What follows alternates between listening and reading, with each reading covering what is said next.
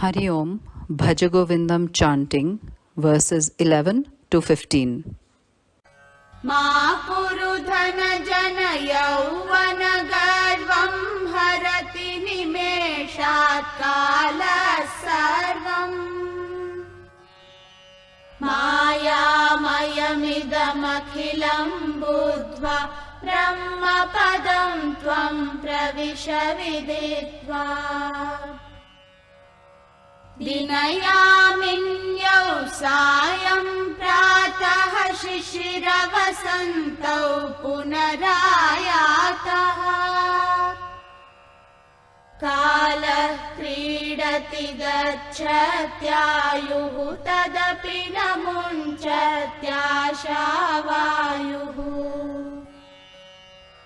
काते कान्ता घनगतचिन्ता वा तुलकिं तव नास्ति नियन्ता त्रिजगति सज्जन सङ्गतिरेका भवति भवार्णवतरणे नौका जटिलो मुण्डीलुञ्छितकेशः काषायाम्बरबहुकृतवेषः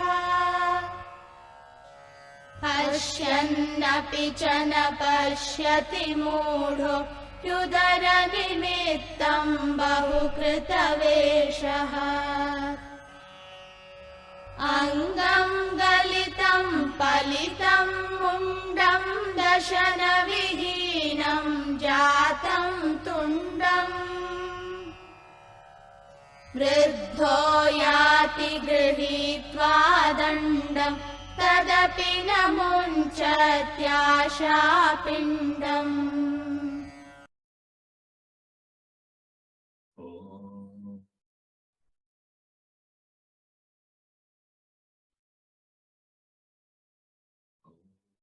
सहना भवतु सहनौ भुनक्तु सह वीर्यङ्करमावहै तेजस्विनावधीतमस्तु मा विद्विषावहै ॐ शान्ति शान्ति शान्ति।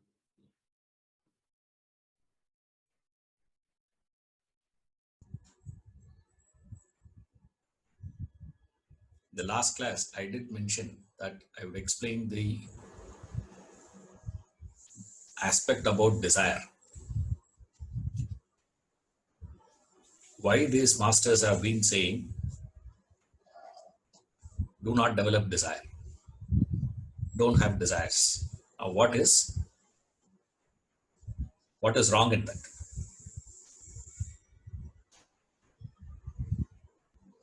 First, we need to understand what is desire. Define the term desire first. What is the meaning of it? What do you mean when we use the word desire? Desire means only one thing. Means I feel that without that something I cannot live. That is called desire. Without that, my life is incomplete. Without that, I feel my this. So what is it, sir? Desire means only one thing. It means the hope that you develop that something will give you that fulfillment, that satisfaction, that completeness to you. You feel incomplete without that. I feel missing something. That's why you will find a person who has a lot of things around him feels more secured, isn't it? When you have more things around you, you feel secured. You feel that a sense of confidence. When you have things, that things could be anything. It doesn't matter what it is. That will vary from person to person. You know? But one thing is for sure, I should have external things around me. More I have, more confident I will feel, more secured I feel. This is the sensation. This is our experience. So what does it show? It proves only one thing, that if that leaves me, if something that I have with me leaves me, I will lose my sense of completeness, as though a part of me is gone. This is how I feel. Same way, when I add something, I am swelling, I am growing. More the things come in, more I feel I am growing. A very simple thing. More number of people attend the class, we will say what? We are growing. Once the number of people drop, what happens? You feel, oh, you are not. Right. So when I have about thousands of people, I feel bigger, more, in fact. When I have only about 100, when I have only about 10, when I have only 1, how do I feel? Right through his life, Krishna never had anyone as his disciples. At least Christ had 11. Shankara had 14. Krishna had nobody. Arjuna only says for the sake of saying, Sishyastekam chapimam tvam prapannam and all that. That is only a, he doesn't mean that. You see, he doesn't understand. He just says that, I am like your Sishya, he says. So each one of us have that feeling that something from the world will come and make me complete, who is otherwise feel incomplete. So I am essentially incomplete. Essentially, I experience a void, and I believe that something from the world can come and fill that void. This hope that this will come and fulfill the void is called desire, technically.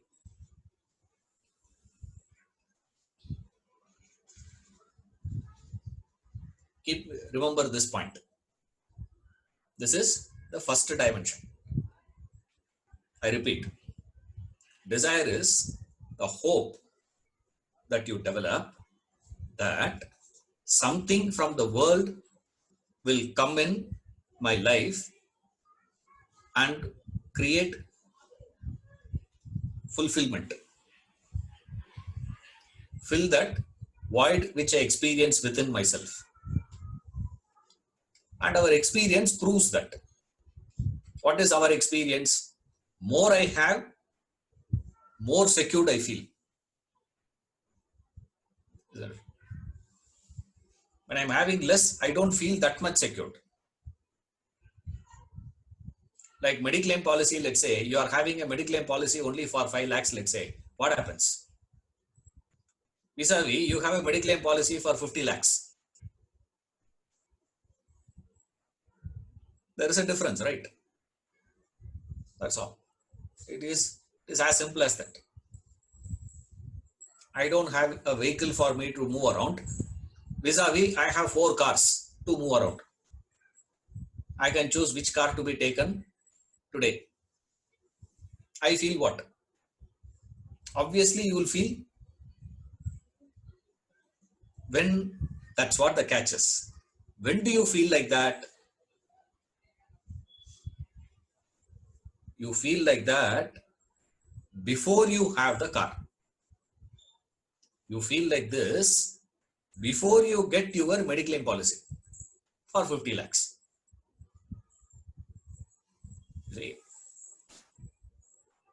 if that is the case, Where are you going to draw the line and say, once we get this much, sir, after that, all of us will feel complete, fulfilled.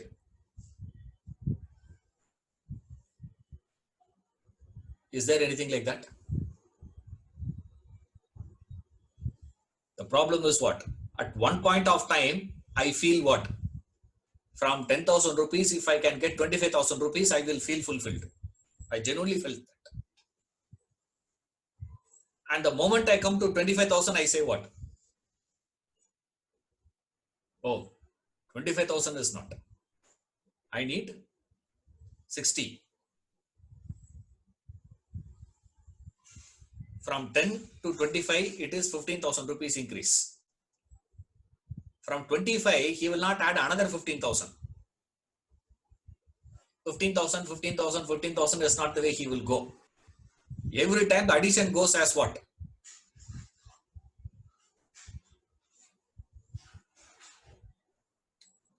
Geometric progression. You see, the man who is, it's fascinating to see people telling me, Sharan, we are in real trouble. Call me. I say, what is your problem, man? You are running a business of, 650 crores.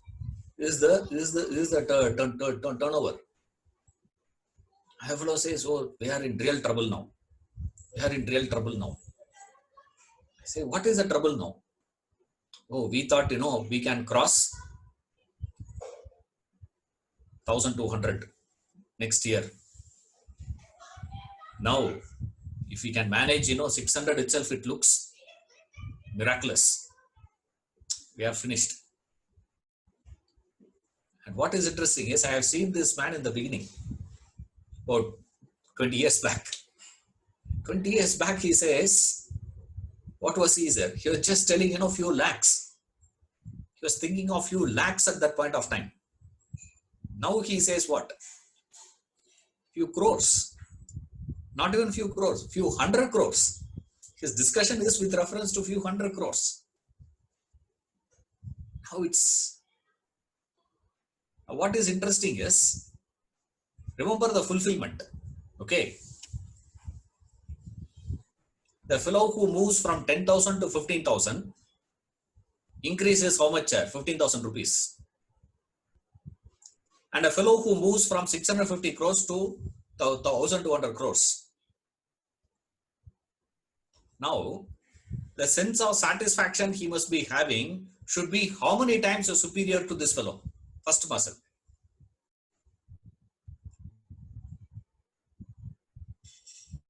Right. But what is interesting is, both will feel the same quantum only. The sense of fulfillment experienced by the first one and the sense of fulfillment internally experienced by the second one will remain the same. But externally, the difference is what? One is 15,000 rupees, another one is 600 crores. Does it come to that proportion? Huh? Your mind never understands the difference. Remember this. Your mind doesn't bother whether it is 600 crores or 15,000 rupees. Few hundred crores and 15,000 rupees, as far as your mind is concerned, same thing. Even at elementary mathematics, you understand there is a huge gap between 15,000 and 600 crore. But your mind will never understand the difference. Both will appear same to that mind. See, the joy that the child gets in its 4th standard mark sheet vis-a-vis the student getting marks in university. University is how superior compared to school. But the joy is going to be what, sir? the same. That is how the desires dupes you. The duping happens how? This is how it happens. It says it gives you that belief that you get it. After that, you see your life is going to be complete. This is going to give completion to me, is what I genuinely feel. That is called desire. Desire is a hope that something will come and fulfill my incompleteness. Okay. Now comes the analysis. Okay, now what is wrong in that? I genuinely feel that I go and I get it. What is your problem, Ishwaran? There are so many problems you get into. I'll just enumerate 3 of which. In today's class, we will see only those 3 points. Right? Only three aspects for you to consider. Think about it. Okay. Of course, I will also explain. Right. After the explanation, you think. Then only you can understand why they are saying desire is your enemy. Desire is a problem. Yet your desires are not dropping. Which means you are supposed to drop your desires. Still you don't leave your desires. It clings to you. What is it, sir? Now, first thing is, the first problem with the desire is the very attempt to fulfill that desire creates a possibility for interruption. I have a desire, I attempt to fulfill, which means I believe this object or this being can come into my life and create a fulfillment to me, is what I feel. Okay, genuinely. When you feel that, I go to acquire it, right? I have to get it. This attempt can be interrupted. When that interruption comes, what happens? Creates all issues. That interruption invariably triggers anger in you. And remember, anger means what, sir? Anger means an urge in me to destroy the obstacle. I repeat, what is anger? Anger is an urge comes in me to remove that obstacle, to destroy that obstacle, which is violent. Violence. So go backwards. Anytime you have desire, you will try to fulfill that desire, and invariably that attempt will meet with interruptions. When it meets with interruption, there will be anger, meaning a violent reaction in you to destroy that obstacle. That obstacle could be real, that obstacle could be imaginary. Doesn't make any difference. I can create an imaginary obstacle. I can see a real obstacle. Both are possible there. But as far as my mind is concerned, it doesn't distinguish between imaginary obstacle and a real obstacle. For it, both are same. I imagine. That is why we say a possessive mind, attached mind is a violent mind. You can never have attachment and non-violence. Impossible. Will never go together. if you are attached, if you feel possessive, if you feel this is mine, this is mine, this is mine, invariably you will develop violence. Why is that?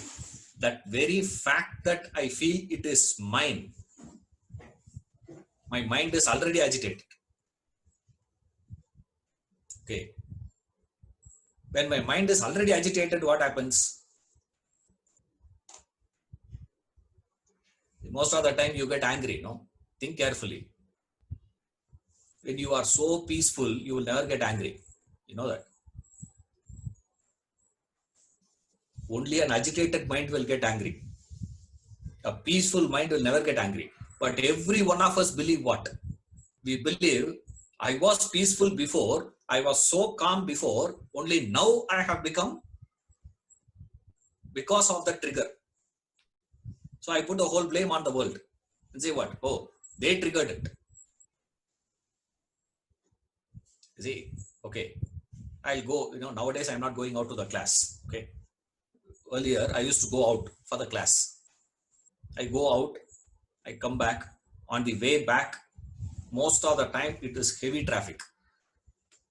Right? Irritating it was.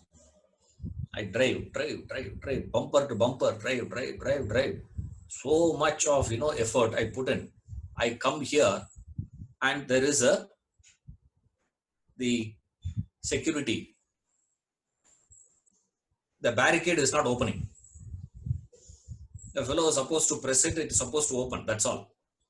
And it's not opening. And that fellow doesn't understand what's happening. And I am standing there waiting for that to go up. And it's not going up. I keep honking, I keep shouting, I do this. And I somehow he lifts it with his hand. Two fellows lift it and they say, sir, please you go. We will try to do something after that. I do all those things. I go park the car.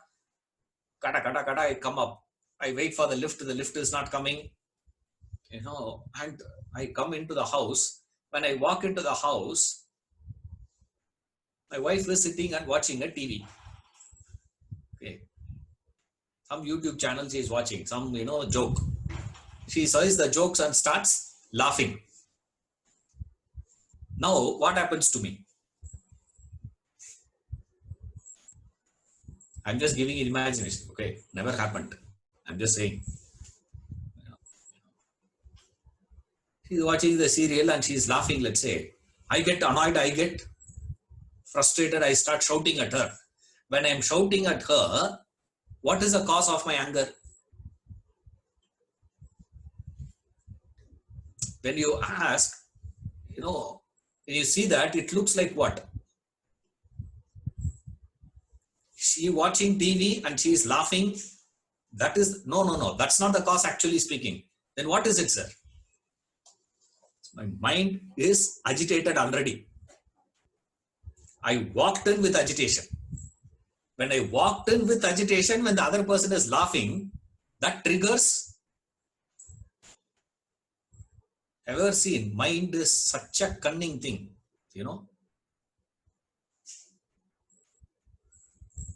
You can go to, facial violence, verbal violence, physical violence also. But one thing you'll observe, you can be any amount of anger you can have. Okay. How much ever maddening anger you may have on someone. But if you see the other person physically more stronger than you, you will never stoop down to physical hitting with them. Have you seen? You will let loose your violence where? Right? Think carefully. You will never let loose your violence if you see Arnold. You see Arnold Schwarzenegger standing, 6'2", feet tall, and with this bicep says, what? Yeah, you cannot start fighting with him. You see, you never do that. Why? You will never resort to physical with those people. You resort to physical only where? Violence. Very rare that is. Because when I use the word violence, all of you will be thinking violence means what? I have to take a gun and shoot people. Only then that's called violence for you. No. Remember, agitation is called violence.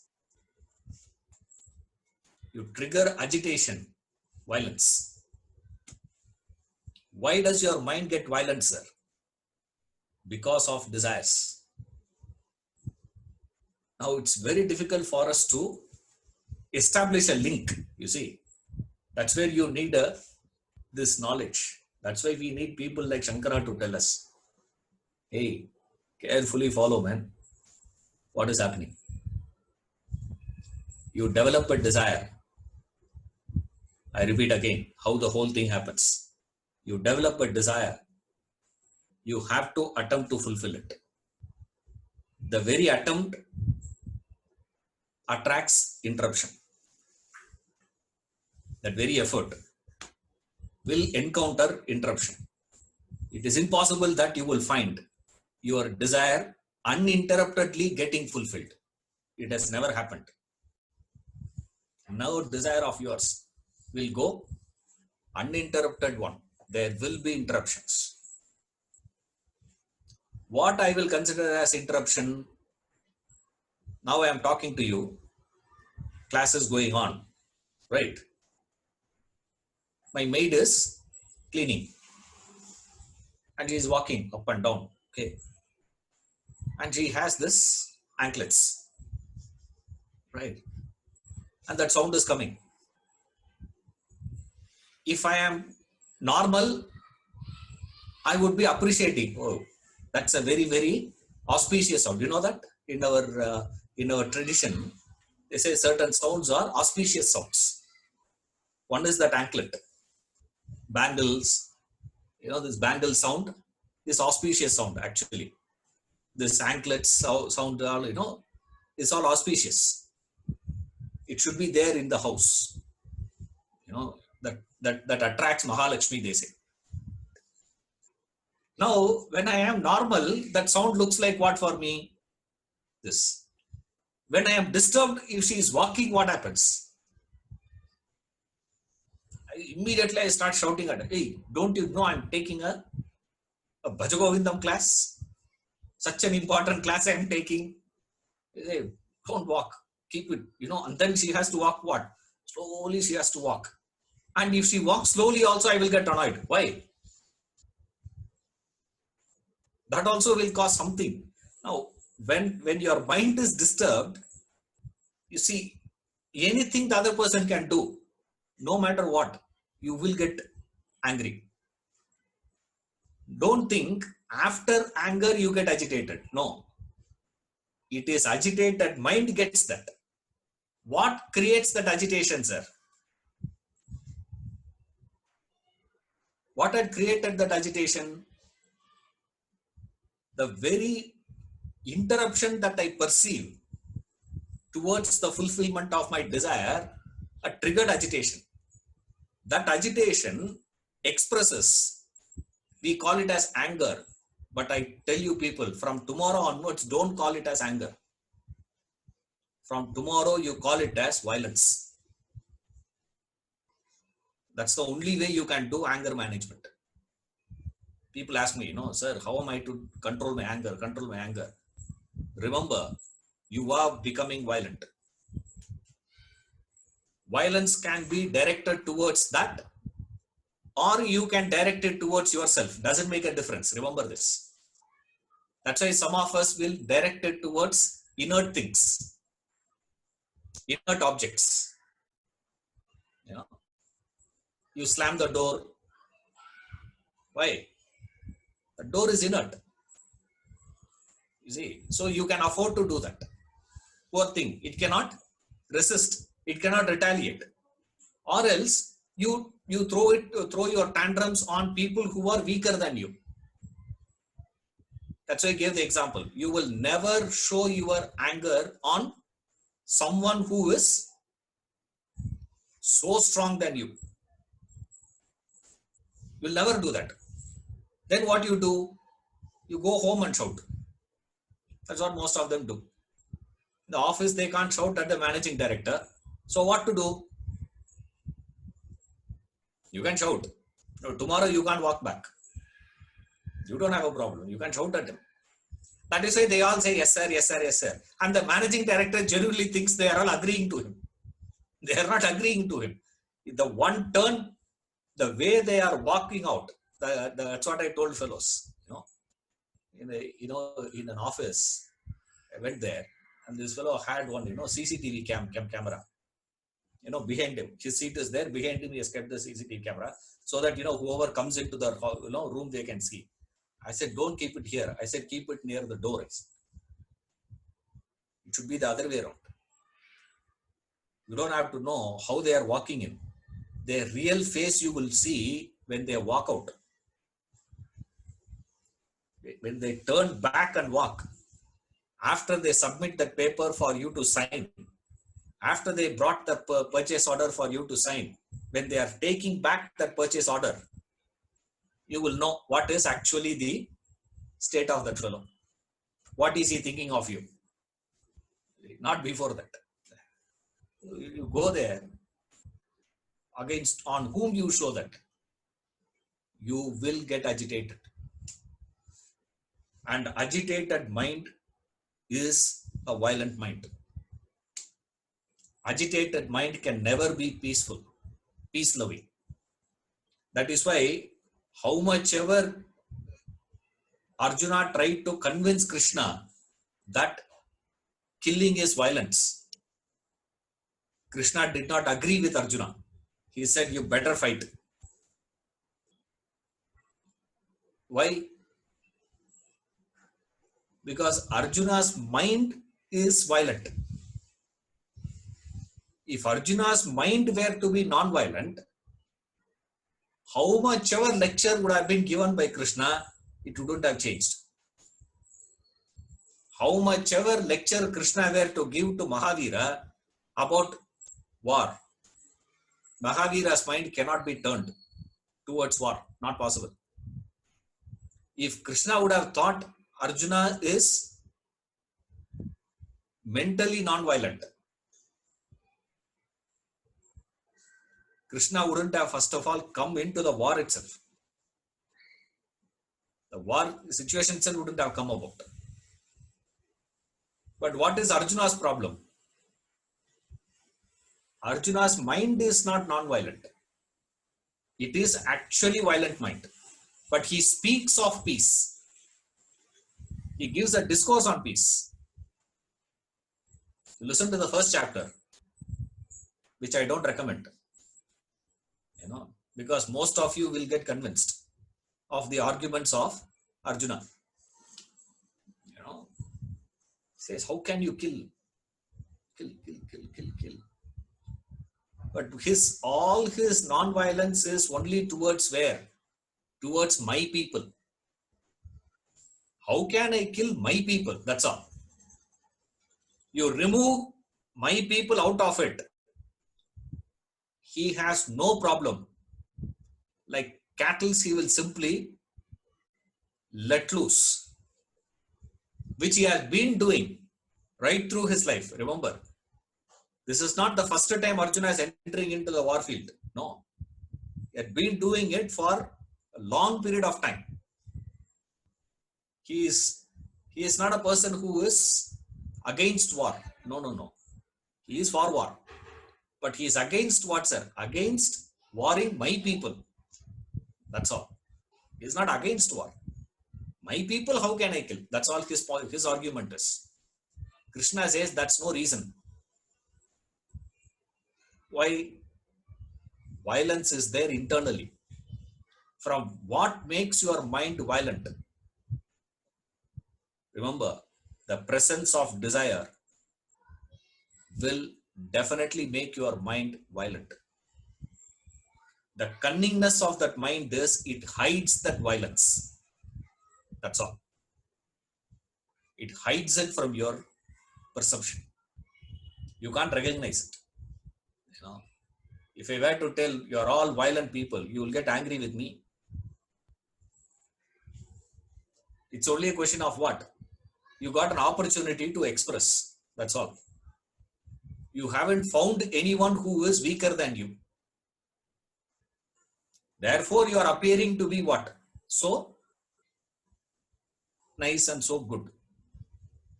So long as you have desires, remember, it will agitate. What agitates that, sir? The very attempt will encounter interruption. The presence of interruption disturbs the mind.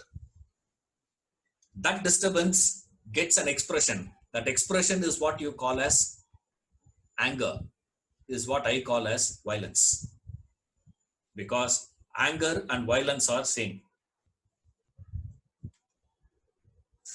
You cannot be angry and non-violent. You may not be showing that to the outside person, but you will be clenching your fist, biting your teeth. What are you doing? You are taking that violence on yourself. Nevertheless, you are violent. Whether you are showing it outside or you are showing it to yourself, violence you must be. So therefore, what, sir? Desire creates what? Number one, it makes you violent. You cannot have desire and be non-violent. Impossible. Point number one. Okay. The second aspect is the very nature of desire is such that you can never fulfill that desire. Means fulfillment means what, sir? Fully filling. Fully filling means what?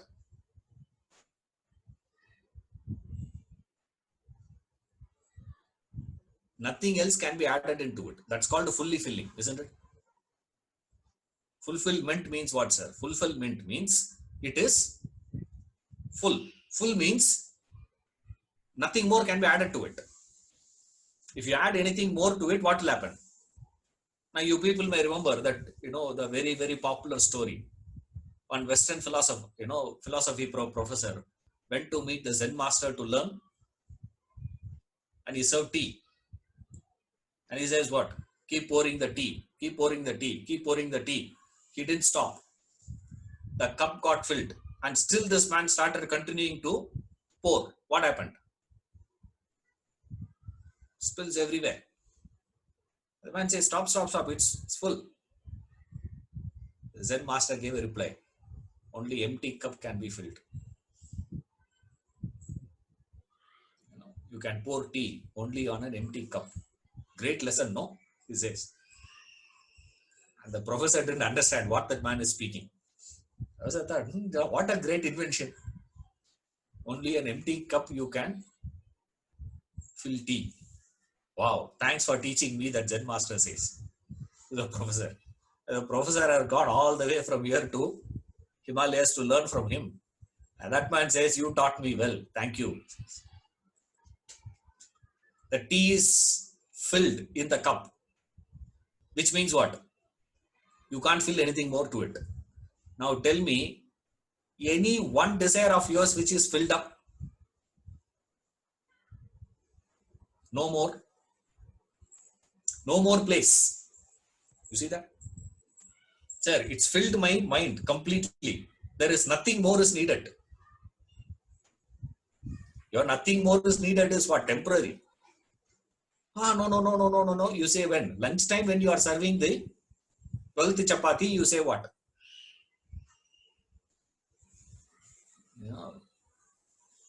Today I got this, chapatis. A very, very tasty one. The best part is the side dish there. They sent. That's the interesting part. Yeah, okay. 4th chapati, when it comes onto the plate, what do you do? No. Enough. How long? 3.5 hours. After 3.5 hours, what happens? Empty again. Same way, your desires never gets that fully filling you. Always there is a percentage. It fills you up to 80%. Sometimes you may get filled up 90% also. You think what? Hey, 90% filled up. No. So what is it, sir? There. How long? Stays for a period of time. After a period of time, what happens? Again, the whole thing comes out. This is the significance of Shiva carrying a begging bowl. You know, Shiva carries a begging bowl. It's a very peculiar begging bowl. It will never get filled up. You can pour any quantum into that bowl. What will happen, sir? It will take the whole thing and again it will get emptied. You put the whole thing, and the interesting part is it will appear as though it is filled up. And you feel, now it is full, I should not pour anything more to it. Go Shiva, say. Before he takes a step away, what happens, sir? Empty again. Shiva says, hey, what is this? It got empty. Fill it again. Fill it again. Fill it again. Fill it again. It goes on and on and on. Perennially, that fellow is stuck with that begging bowl. Shiva. Very, very interesting story of him. What is it, sir? Your desires can never get fulfilled. Right? That creates agony. You see? What is that agony, sir? I desperately needed to feel complete, and I put in so much of effort to get it to completeness, and still it is not getting fulfilled. Your mind is like a politician, remember. Everybody's mind is like a politician only. What does the politician do, sir? Promise. Don't deliver. That's called politics. Go on promising. Don't worry about that. It can be done, cannot be done. Same way, the mind gives a promise. The desire gives a promise to the mind. What? I will come and fill it. Work, get it. I'll fill it. I'll fill it. But the problem is what? Never delivered. That unfulfillment, perennially you remain the same. That's how your mind gets duped. You see, the desire, how it dupes you is fascinating. It's a fraction like. You see, numbers goes on increasing, but the resultant value remains the same. Appearance is like that. You see, it's like 1 by 2. What's the value, sir? 2 by 4, 8 by 16. A child which sees 8 by 16 is superior to 1 by 2. There's only 1 and 2, no. There it is what? 8 and 16. So, an illiterate of mathematics thinks what? This is bigger, this is smaller. The one who knows mathematics understands what? Both are same. This is exactly what's happening to everybody. Your resultant value remains the same, but the numerator and denominator goes on increasing. Numbers goes on increasing, but the value is same, isn't it?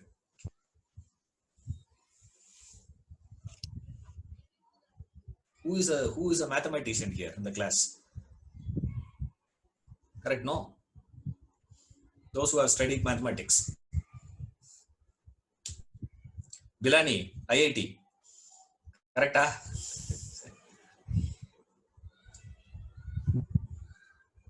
See, 1 by 2 is different from 8 by 16. Correct? This is 1 and that is 8. Bigger, no. So you think what? 8 is superior to 1. But what you fail to recognize is the 2 and 16 development you don't recognize at all. as you work on the numerator, denominator without your knowledge proportionately develops. As a result of which, the resultant remains the remainder is the same. So finally, what are you going to feel? The same. So with 10,000 rupees, I was feeling that same. So much of effort I put in come to 25,000. I felt the same way now with 600 crores also. How much of nakra I have to do to go to the 600 crores? How many fellows I have to manage? How many things? How many politics? How many problems? All that. That much was not there when I moved from 10 to 25. Now to 600, it's a huge one. Externally, we all think what? Oh, that person is bigger. Exactly like a person who sees that 1 is smaller, 8 is bigger. But what both don't recognize is what is underground. Underground is what, sir? You remain same unfulfilled. With so much of effort, if you are going to remain the same, how will you feel? That unfulfilled state, in spite of all those efforts, is the agony. You see, that's the pain. This is the second dimension of desire. These two are very, very important. One, it makes you violent externally. Internally, it keeps you in the same position. You don't move at all. It looks like as though so much as it's like rocking chair. You know, go on rocking. Where are you? Same place. You have not moved an inch in life. It's agony. See? That is why they say don't go for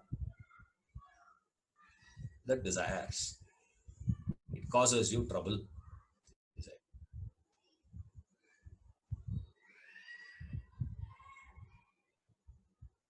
Life passes, yet the gust of desires leaves not. Yeah, I said 3, no? Correct. Yeah, thanks. I just said 3, you know. That's how we present. See, the first thing I said was this. The first aspect is this, that the desire causes violence, anger, violence, desire, interruption, anger, violence. Second one, desire promises, never delivers, promises fulfillment, doesn't deliver fulfillment, as a result of which agony. Right, second aspect. Is one more very interesting aspect happens. You know, another dimension is the desire. Sometimes there is a gap between that period is there, you see. There is a period which you feel a sense of fulfillment. Sometimes it will appear like that to you. Okay. Pay attention what is happening there. Means that you get into either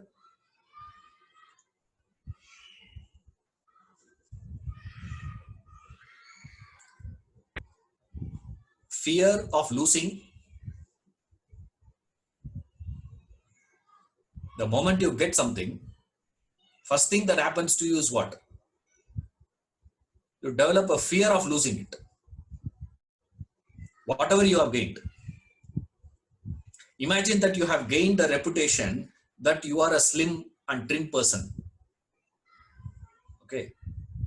The moment you gain that, it is impossible for you to handle when someone says, what happened to you? You had put on weight. You see? Whereas a person who doesn't have that, they will never bother putting on weight. You've seen that? Those who are plumpy will put on weight very comfortably. There is no problem at all for them. Nobody will tell them also. Why? Whereas a slim person, let's say, he puts on little weight, what happens straight away? And then you see them in the gym.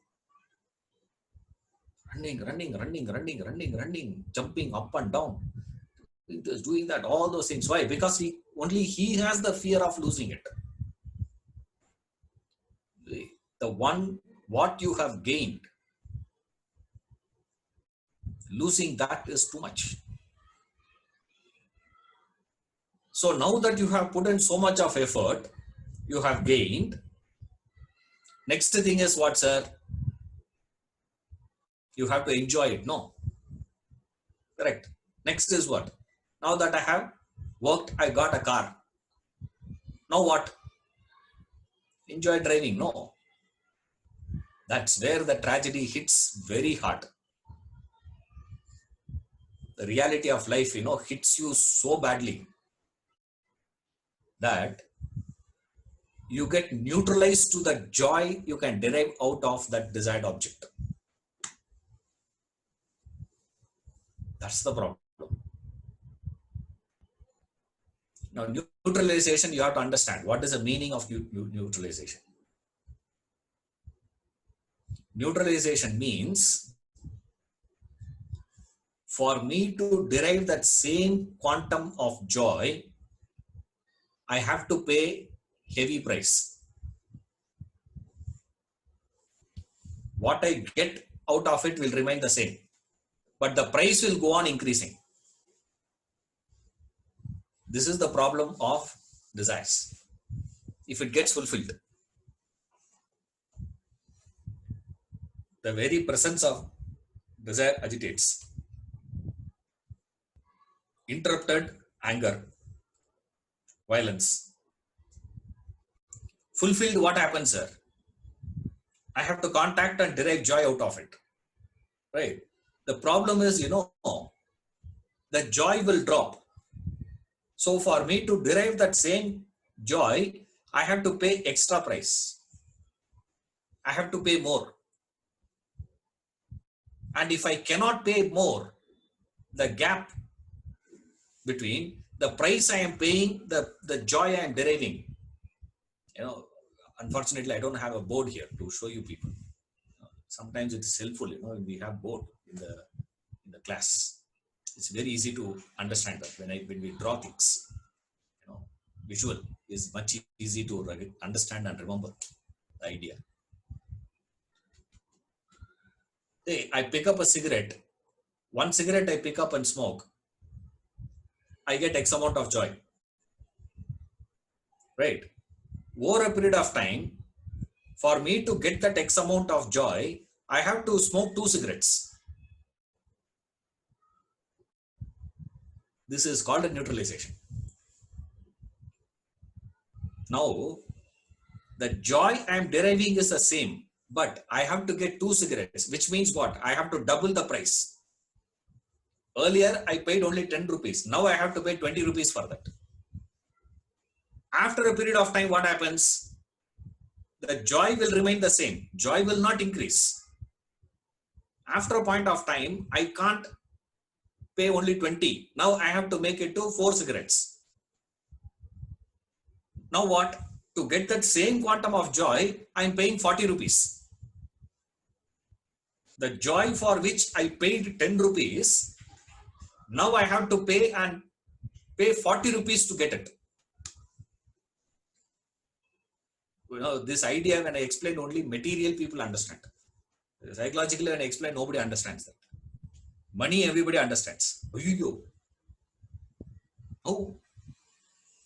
That's why you see a man who buys the first car. First time he buys his Maruti 800. First time you buy Mercedes Benz. Same thing. But the cost difference is what, sir? This is 4 lakhs, that is 80 lakhs. You have to pay 80 lakhs for you to get that same joy which you derived when you got Maruti car, which is only 4 lakhs. You see that? This gap, that you are paying the heavier price for the same thing, will it frustrate you or not?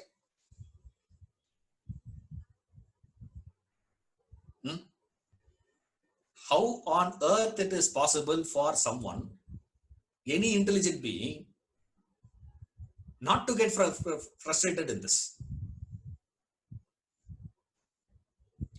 This is the problem of desires. That's how desire causes stress. Now we think Corona is causing stress. No, no, no. Lockdown is causing stress. No, no, no. Layoff is causing stress. No. Nothing in the world can cause stress. Remember this. Nothing means nothing. At the same time, everything can cause stress from the world also. Why is that? It has got nothing to do with the world. It is to do with what? It's to do with your desires. If you have a desire, either you fall into the trap of interruption, or you fall into the trap of fulfillment, or you fall the trap of neutralization. With all three, you will get into trouble. See, means heavier price for the same joy. That's the worst part of desire getting fulfilled. You see, desire, if at all, sometimes you do get no things. That's why many people get confused when I say you are not fulfilling your desire. No desire gets fulfilled. And I say they don't even understand what I'm saying. Even if you don't understand that point, this you can understand very easily. You slog to get that desire fulfilled, only to reach a point, what, sir? Paying heavier price to derive the same amount of fulfillment. And Shankara says, time, sports, everything is losing. You are losing everything, but still you are not willing to recognize it. Yes. What a tragedy, man. Yes. So there's a question from Sri Ram. Yes. Yeah. So if supposing the memory has gone weak, so this neutralization, how does it work, sir? Has it got something to do with memory? It doesn't work because there is no desire at all for him. Memory gone means what? It's weak, let's say, like in old age. So they become happy for everything. Yeah. Memory forgotten means what? No desire at all, actually. My father-in-law forgot. My father-in-law forgot to recognize his own beloved daughter. My father-in-law had 2 daughters. Elder one, the younger one is my wife, Kritika. And he was doting on her. Last about 4 years or so, he didn't even recognize who is she. We go and stand. He will just give a blank look. He will not even give a look that there is someone who has come to his house. Now, no anxiety at all. What is she doing? How is her life? This, that. Everything is gone. Now, memory forgotten means what? Ego is gone. That's all. Why? Ego is what, sir? Memory only. So how do you have to grow spiritually? Go and bang against the wall. Lose all your memory. Temporarily also people do that. No. When you get drunk, what happens? When you get drunk fully, what happens? Memory goes off. Once a memory goes off, what is the desire he has? No desires. When you are in, weed, no memory. But the problem is what? That's not a permanent solution. So memory gone is not our problem at all. We are discussing about people who have memory. You have memory, right? Then worry about that part. Don't worry about people who are not having memory. Suddenly, what about my dog? If I take a class for the dogs, I will explain to them. One fellow was asking me, another class. They have, 3 dogs in their house.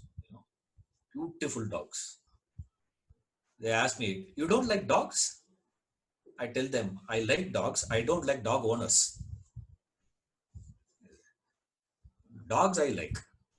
Dog owners only I resent. They were asking me, what about him? I said, if he comes to my class, I will explain to him. I said, what is your problem? Like that. One day, Ramana Maharishi, Ramana had this habit of, giving, food to the monkeys and all that, peanuts. What he will do is, he will not throw peanuts and run away.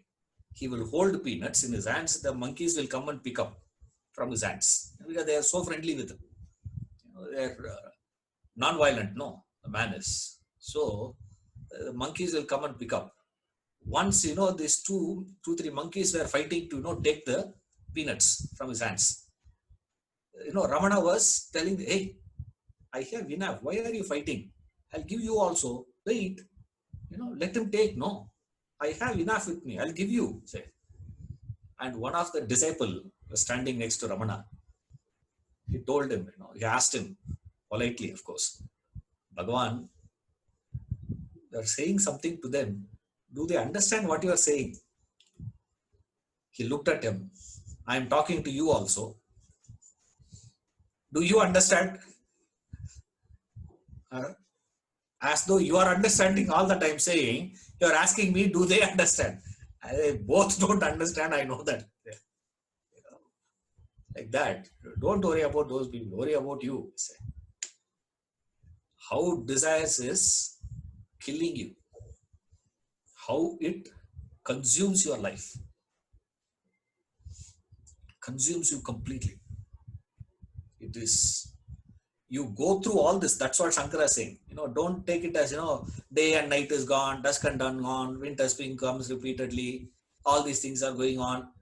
Don't think that, you are getting old. Every time is passing one by day, we are going closer to death. That's also there. That's very, very superficial layer.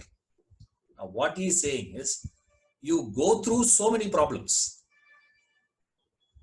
Desire causes so much of problem to your life. Your life this is not the way you can enjoy life as a human. There are so many beatitudes are there in life. You are losing all those things in the name of what? Desires. It says, Kala Kridati, it says, beautiful word. Sportsman. How? It camouflages the whole thing. It just, covers up the whole thing. You don't even recognize it. Have you ever thought that you are getting old? Every day you see your face in the mirror, right? Have you ever felt? You will recognize it when? Only during this lockdown period, one day you take up your old marriage album. Whose album is this, you ask? Why? You can't recognize. Is it the same person? Look at that and look at this man. My God. When it is stretched over a period of time, you recognize.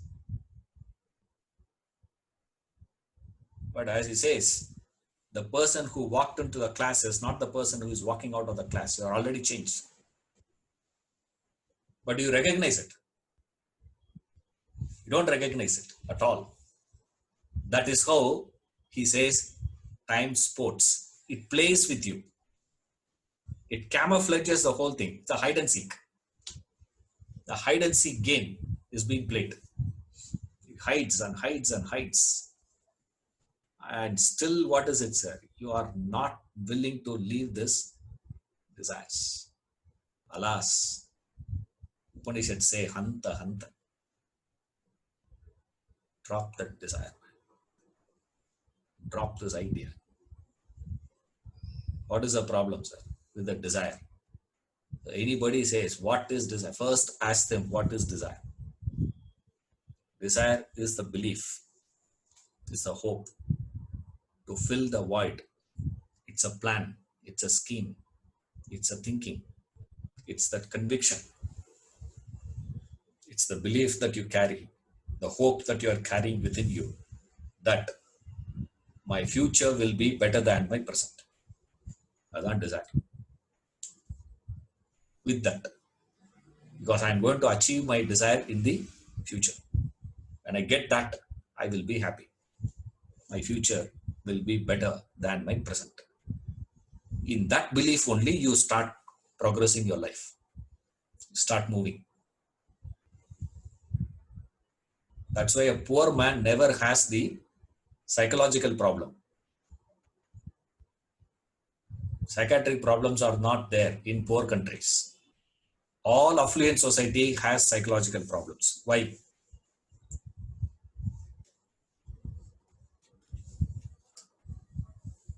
Because a poor man has a hope. The rich man doesn't have a hope. His whole future looks what? That's why a rich man takes a different turn. You see, rich man doesn't go further. You say, whereas a poor man believes what? When he sees a bigger house and he is walking past and he sees a big villa, when he sees a big villa, he will think within himself what? Hey, one day I would like to buy a house like that and live. Then how my life will be? Wow, maja. Right? He goes there. He understands what? Any amount of villa I have, it's going to be what? I'm going to be in the same position. Then, is there any meaning in that progression? You see that? That entire future collapses right in front of his eyes. He has no hope of future. What can he take mentally then? What will give him the zeal to live life? That's why they go for all weird things. They try all weird stuffs. Why? Will I get it there? Will I get it here? Will I get it there? He cannot get it here. One thing he is sure, what? This will not give me. So he starts moving in all sorts of places. That's why they go on putting tattoo. Why? You can't look at your normal skin. You have to put something and put a hole here, put a hole here, put a hole in the tongue and put a hole everywhere. Why you have to have all those things? Why do you feel? Why there is a need for that? And you feel what? With that, I appear to be complete. That's all. Without which I feel incomplete. With the tattoo, I feel complete. That's all.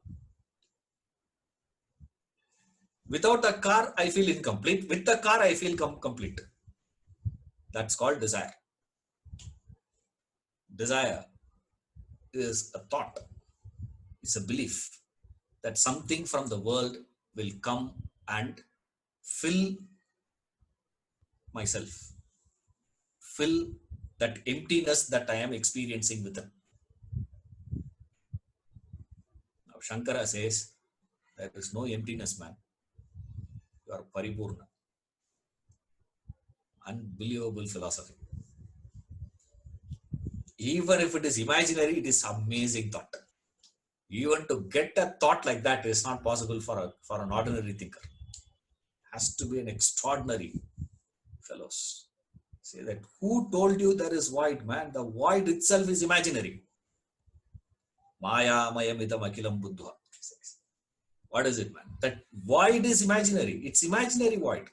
It's not a real void. You are imagining there is a void and trying to fill that imaginary void. What a stupidity, man. That's why it gives you so much of trouble. You move with the desire in any way, trouble. In the presence of desire, trouble. It doesn't get fulfilled, trouble. It gets fulfilled, trouble. Now what are you going to do? Only three options are there with the desire. Desire exists, trouble, agitation, agony. Interrupted, unfulfilled, anger, violence. Fulfilled, fear, neutralization. Do you have any other option? Only three chances are there with the desire. All three chances leads to the same conclusion. What is it, sir? Causes agitation. You will go through that agitation, but you will not leave it. That's what he says. What a tragedy.